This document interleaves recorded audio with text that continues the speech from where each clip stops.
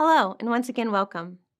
In this first lesson, we'll cover the fundamentals of SEO, get familiar with some of the basic terminology, and give you the tools to speak knowledgeably about SEO as an industry and a career choice, which we'll get into more in depth in the next lesson. SEO stands for Search Engine Optimization, which is the practice of improving a website's visibility in search. SEO fits into a larger digital marketing strategy and is more focused on obtaining free or organic traffic. Other digital marketing roles can work in close alignment with an SEO strategy.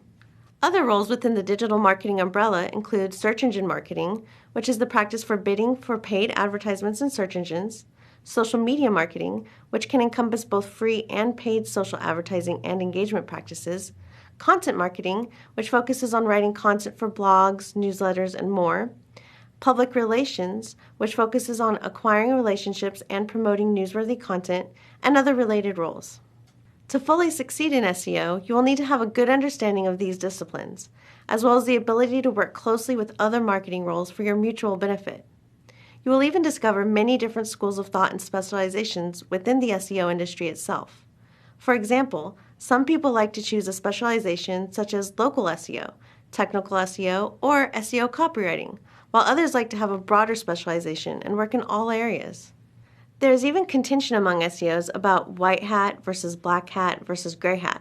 White hat SEOs follow search engine best practices laid out by Google and other search engines, while black hat SEOs tend to go against the grain and participate in what some might consider manipulative practices. Gray hats tend to be somewhere in the middle. Black hat SEOs tend to get hit by penalties more frequently and are known for a more churn and burn approach to SEO. In this course, we are focusing on white hat tactics that will not result in you getting penalized or banned from search engines. However, I do advocate spending some time on your own to learn about the different SEO schools of thought. You may also wish to test various practices on your own websites, as this will help you gain a better understanding of how search engines and SEO works. With SEO, the best way to learn is through practice and continual testing. During this course, we will refer to search engines quite frequently. The major search engines are Google, Yahoo, and Bing, though there are lesser-known search engines.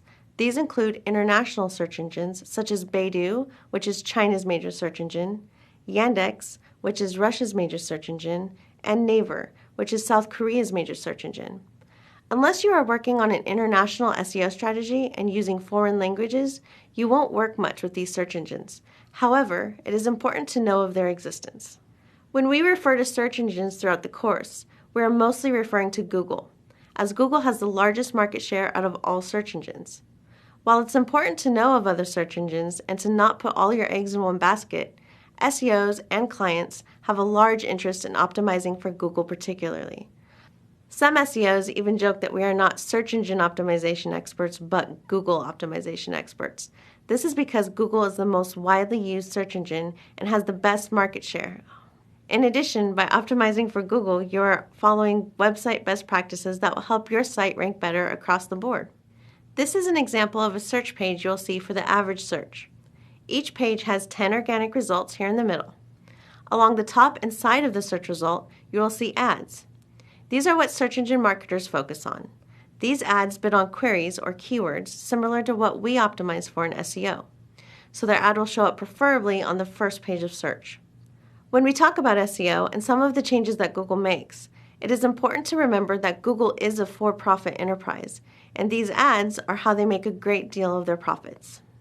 Like search engine marketers, SEOs want their website to show on the first page as well. However, we focus on the organic listings.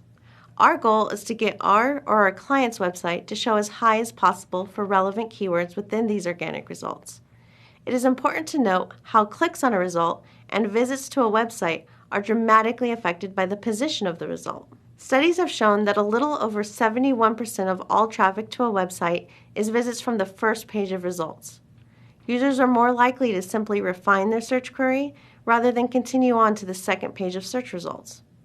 In fact, these first 5 results in the organic listings bring the highest percentage of traffic, accounting for approximately 68% of clicks to a website.